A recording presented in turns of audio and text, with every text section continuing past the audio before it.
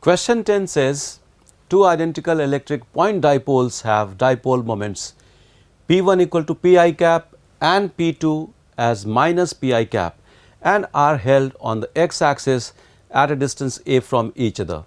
When released, they move along the x axis with the direction of their dipole moments remaining unchanged. If the mass of each dipole is m, their speed when they are infinitely far apart is. So, the situation is something like this. We have these two dipoles. One is pointing along the positive x direction in terms of its dipole moment. So, one is pointing like this. Both have magnitude p only. So, this is the x axis, this is the first dipole Pi cap and the other one is minus Pi cap. So, it is pointing like this, the dipole moment is pointing like this, minus Pi cap, and the initial separation is given as A. Now, the two dipoles repel each other, the orientation does not change. So, what is the interaction energy when the separation between the two is A? Let us write that expression, and the interaction energy U is given as minus of P dot E. Okay. So, we are first finding the electric field due to the first dipole and dot product of that electric field with the dipole moment of the second dipole will give us the initial interaction energy between the two dipoles. Now, that expression is given as the expression for E itself, calling this as the x axis, is coming out as 1 by 4 pi epsilon naught into 2 times of P. The direction of the electric field is along I cap only due to the first dipole, divided by AQ.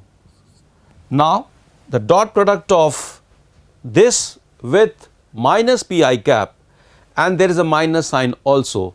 So, eventually we get the initial energy between the two dipoles as Ui equal to, it becomes positive and that means it is equal to this dot P I cap once again, because there are two minus signs and that is why it has become positive. So, this is the expression for the initial energy of interaction between the two dipoles, and this has to be equated to the sum of the two kinetic energies when they are at infinite separation, because at that situation the interaction energy is 0. So, we equate this to 2 times of half mv square and this will give us the expression for their respective speeds.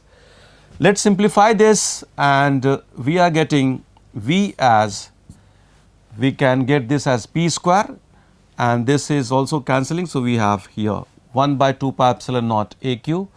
So, V square is coming out as p square divided by 2 pi epsilon naught into AQ into m, and that means the expression for V is under root of this entire thing. Let us now look at the options, and well, option 1 matches with our solution. Let us now go to question number 11. Question 11 says, in the figure shown, the current in the 10 volt battery is close to, the values of current and its direction have been indicated as the 4 options. Now, in this question we have to find the current that is flowing through the 10 volt battery. What is the direction and what is the magnitude of the current? So, to find that, let us apply Kirchhoff's laws and let us distribute the current. Let us assume that the current here is x, the current here is y, which means the current is x here also and here the current is x plus y.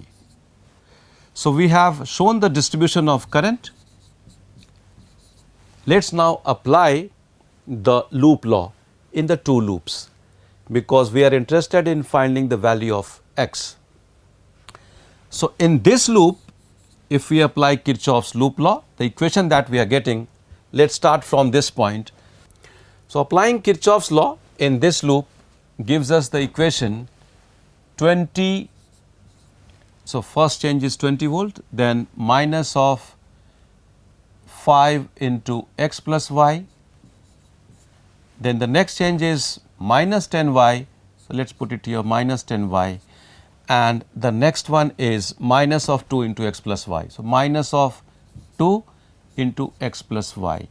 This is coming out as equal to 0. So, that is the first equation. Let us now go around this loop in this sense, starting from this point. So, the equation we will get is 10, first change is plus 10, and then there is no change up till this point. Then the next change is minus of y into 10, and then as we go from here to here, the change is plus 4x. So, plus 4x is equal to 0. So, there are two unknowns x and y. We have two simultaneous linear equations.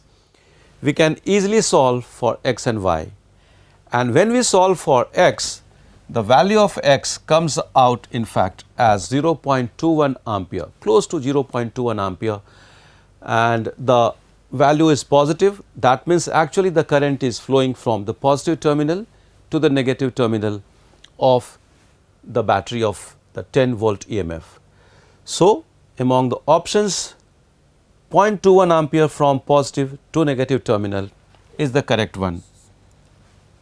It is time now to go to the next question. Question 12 says, assuming the nitrogen molecule is moving with RMS velocity at 400 Kelvin, the de Broglie wavelength of nitrogen molecule is close to, and the data given is nitrogen molecule weight is given as 4.64 into 10 to the power minus 26 kg. Boltzmann constant value is given, Planck's constant value is also given to us. So, what are the concepts involved? There is kinetic theory involved, and there is also modern physics, the de Broglie wavelength. We have to find the value of the de Broglie wavelength. Let us write the expression for the de Broglie wavelength. We know that lambda is given as h divided by momentum mass into speed. So, this is the expression. Now, the question says that the speed is same as the RMS speed at 400 Kelvin. The expression for the RMS speed is, V RMS is root 3 kT by m. So, since the speed is same as the RMS speed, so we can put V is equal to root 3 kT by m. K is the Boltzmann's constant, T is the temperature in Kelvin, and m is the molecular mass, the mass of a molecule.